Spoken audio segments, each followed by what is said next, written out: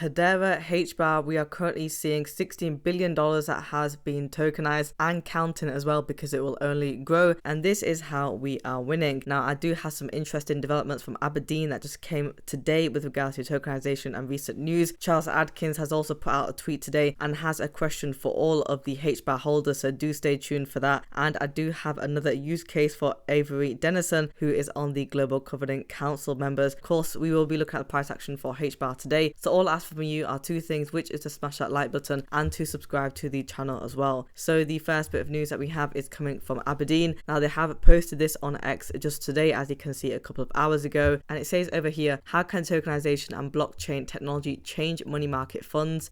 And we can see the article that Duncan Moore has wrote. Now, do pay very close attention to this, because abrdn is one of the largest asset management companies within the UK, and also it is going to be a very big deal because they have many funds, which I am going to be showing you. But if we just take a look at this, as you can see, we have the money market funds, and they essentially explain it over here in these paragraphs. But we already know that archex has started to offer tokenized investments in abrdn's money market funds, and you'll see over here that they use which technology? Well, they are using Hedera Hbar, and so that is one factor and bonus point in how we are winning. And you can see over here that money markets are just the beginning for fund tokenization, and then as asset managers ramp up their blockchain tokenization projects, as we see more projects, as we see more utility coming on, and as they see more progress and also benefits for them with how liquid it is, then we can expect to see more products coming into the market. And the reason as to why this is so important is because when it comes to these funds, we can potentially see big funds like $50 million, $100 million.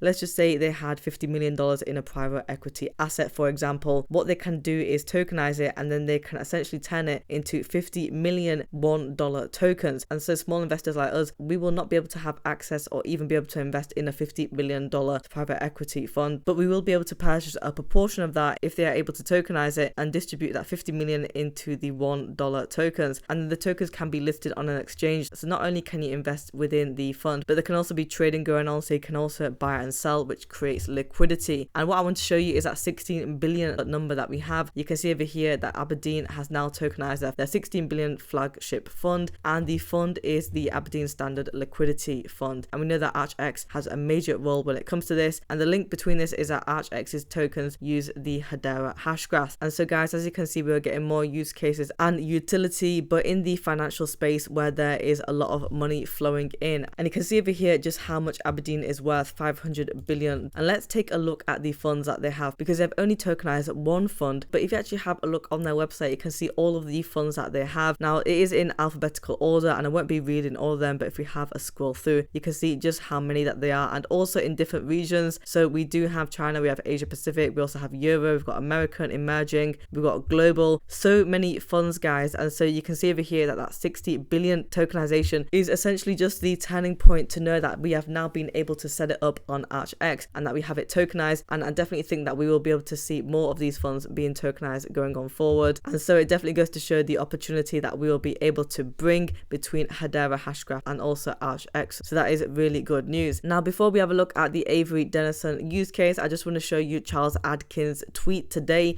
So he just actually posted this around about maybe 40 minutes ago, and it says over here, tag some of your favorite Hedera projects that I should look at over the weekend, and also tell me about things that you'd love to see next that are not currently on Hedera. So as you know, on X, we have seen so many projects that are interested in Hedera and that have essentially been using Hedera as well. And so he's essentially asking for your opinion directly so that he can take a look at this, but he wants to know any sort of concepts that are not currently on Hedera as well. For my personal opinion, I definitely want to see Kabila, and Kabila is essentially the app where you are able to create and launch your very own NFTs, and you're also able to mint tokens as well. They have actually shown a video of this just recently. I covered it in one of my videos. I think that that is what I want Charles to have a look at. But you can see over here there is quite a few of the other projects that other people have mentioned down below. Make sure that you are able to have your say. So let's take a look at Avery Dennison. They came out with a tweet saying that the future of retail is almost here, and that they're counting down to NRF 2024, which is going to be their conference. So that is January the 14th to the 16th that they'll be having, and they will be shining a light on frictionless shopping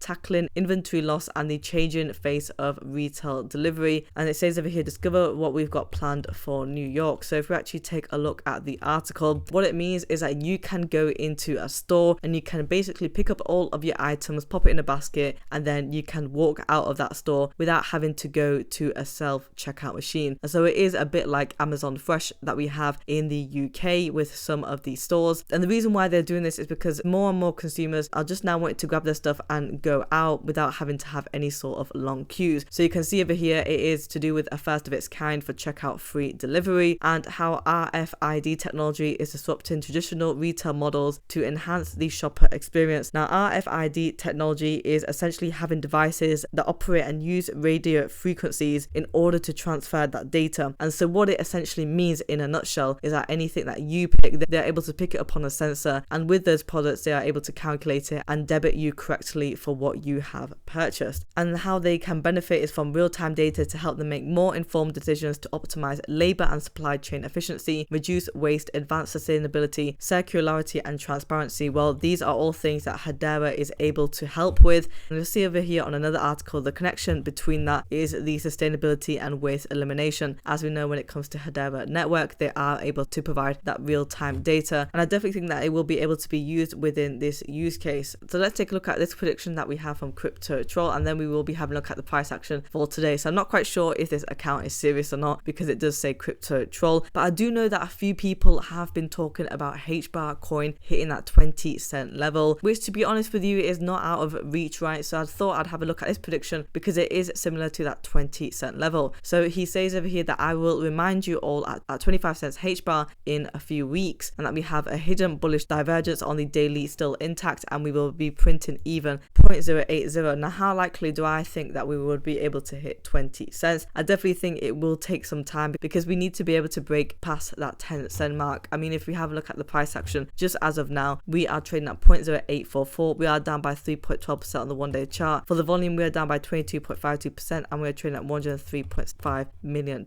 In the earlier hours of the morning, we were trading at that 0.08754 level. We have come down. The first dip was to 0.08481, and then we took a second dip all the way to 0.08365. If we have a look at the 1 month chart, and before that, what we had last year for December was mainly within that 9-cent level, and we were doing pretty strong, but now we are below the 9 cents, and I do keep saying that we are up by 31.38% on the 1 month chart, so we are still doing pretty good. But I do want to see more stable levels first before we talk about the 25-cent mark. I think once we are able to get the stability around the mid-range of the 9-cent level, we should be able to head up on our way to 10 cents. On the 1 year chart, how we are looking is that we were able to surpass that price point that we had of last year back in February at 0.09156, and you'll see over here where we were able to go to was at that 0.097 mark just on the 3rd of January, and so we were pretty much able to beat it. On the 1 year chart, we are up by 122%, so again, we are pretty much making really good moves, and I do think that we should be able to see 10 cents somewhat shortly. Guys, if you want daily Hedera Hbar coin news, subscribe to the channel and like the video as well.